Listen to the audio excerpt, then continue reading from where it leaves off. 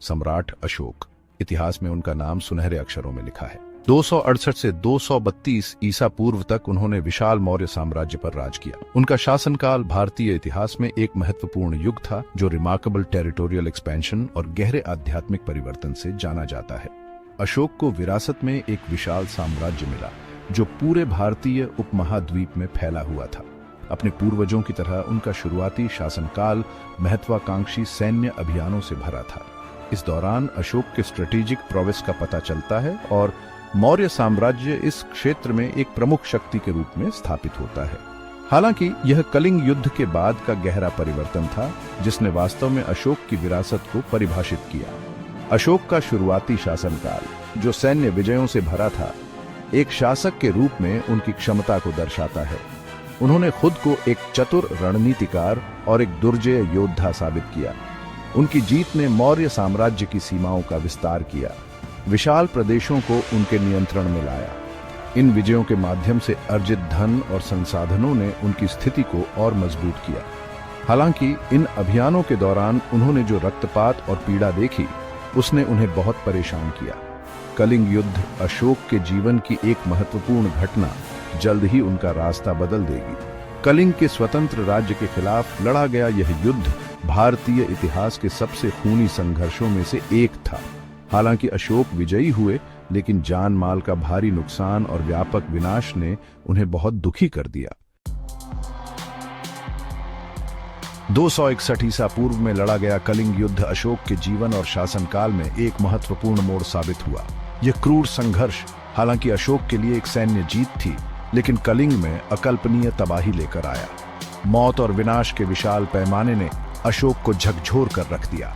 युद्ध के मैदान का नजारा लाशों से पटा हुआ और घायलों की चीखों से गूंजता हुआ उन्हें पछतावे और अपराध बोध की गहरी भावना से भर गया। इस परिवर्तनकारी अनुभव ने उन्हें हिंसा का त्याग करने और शांति और धार्मिकता के मार्ग को अपनाने के लिए प्रेरित किया। कलिंग युद्ध संघर्ष की भयावहता का प्रमाण ने अशोक को उनकी महत्वाकांक्षाओं की प्रकृति पर ही सवाल उठाने के लिए प्रेरित किया। उन्होंने महसूस किया कि सच्ची जीत विजय और रक्तपात में नहीं, बल्कि शांति और अपनी प्रजा के कल्याण की खोज में है। इस एहसास ने उनकी विचारधारा में एक गहरा बदलाव लाया, जिससे उन्हें बौद्ध धर्म की शिक्षाओं को अपनाने के लिए प्रेरित किया गया। अशोक का बौद्ध धर्म में परिवर्तन केवल एक व्यक्तिगत परिवर्तन नहीं था, बल्कि शासन के प्रति उनके दृष्टिकोण में एक आदर्श बदलाव था। उन्होंने हिंसा का त्याग किया और अहिंसा, धर्म या धार्मिकता और करुणा के सिद्धांतों को अपने शासन के मार्गदर्शक सिद्धांतों के रूप में अपनाया। यह सैन्य शक्ति और क्षेत्रीय विस्तार पर पारंपरिक जोर से एक क्रांतिकारी प्रस्थान था। बौद्ध धर्म अपनाने के बाद अशोक ने सामाजिक और धार्मिक सुधारों के एक महत्वाकांक्षी कार्यक्रम की शुरुआत की। उनके शिलालेख, जो उनके पूरे साम्राज्य में स्तंभों और चट्टानों पर खुदे हुए हैं, एक न्यायपूर्ण और दयालु समाज के लिए उनके दृष्टिकोण में बहुमूल्य अंतर्दृष्टि प्रदान करते हैं। विभिन्न क्षेत्रीय भाषाओं में लिखे गए ये शिलालेख समाज के सभी वर्गों तक पहुंचने की अशोक की प्रतिबद्धता को दर्शाते हैं।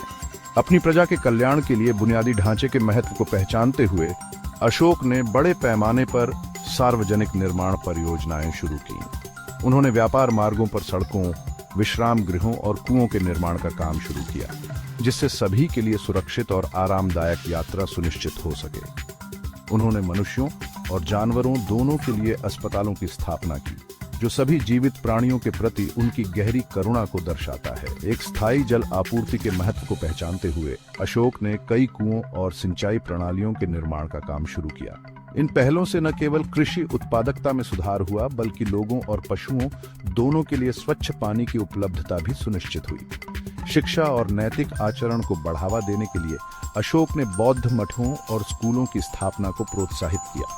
इन संस्थानों ने बौद्ध शिक्षाओं के प्रसार और शांति और सद्भाव की संस्कृति को बढ़ावा देने में महत्वपूर्ण भूमिका निभाई। शिक्षा के प्रति अशोक की प्रतिबद्धता उनके साम्राज्य की सीमाओं से परे विस्तारित हुई, क्योंकि उन्होंने दूर दराज के देशों में बुद्ध की शिक्षाओं का प्रसार करने के लिए दूत भेजे। अशोक का शासनकाल शांति, सहिष्णुता और प्रबुद्ध शासन के प्रतीक के रूप में खड़ा है। उनकी विरासत उनके साम्राज्य की सीमाओं से कहीं आगे तक फैली हुई है। जो सामाजिक न्याय और आध्यात्मिक विकास के प्रति उनकी प्रतिबद्धता से पीढ़ियों को प्रेरित करती है। स्तंभों और चट्टानों पर खुदे हुए उनके शिलालेख एक न्यायपूर्ण और दयालु दुनिया के लिए उनके दृष्टिकोण के स्थायी प्रमाण के रूप में काम करते हैं। अशोक चक्र, धर्म चक्र का चित्रण जो उनके कई स्तंभों पर पाया जाता है, शांति और धार्मिकता के प्रति भारत की प्रतिबद्धता का प्रतीक बन गया है। यह भारत के राष्ट्रीय ध्वज को सुशोभित करता है, जो इस महान सम्राट की स्थायी विरासत की निरंतर याद दिलाता है। अशोक चक्र के 24 तीलियां दिन के 24 घंटों का प्रतिनिधित्व करते हैं, जो धर्म को बनाए रखने और अपनी प्रजा के कल्याण को बढ़ावा देने के अशोक के अथक प्रयासों का प्रतीक है। अशोक का शासनकाल हालांकि सदियों पहले आधुनिक दुनिया में भी गहरा महत्व रखता है। शांति, सहिष्णुता और सामाजिक न्याय पर उनका जोर संघर्ष और असमानता से भरी दुनिया में गहराई से गूंजता है। सभी प्राणियों के कल्याण के प्रति उनकी अटूट प्रतिबद्धता नेताओं और व्यक्तियों के लिए समान रूप से एक प्रेरणा का काम करती है, जो हमें एक अधिक न्यायपूर्ण और दयालु दुनिया बनाने का आग्रह करती है।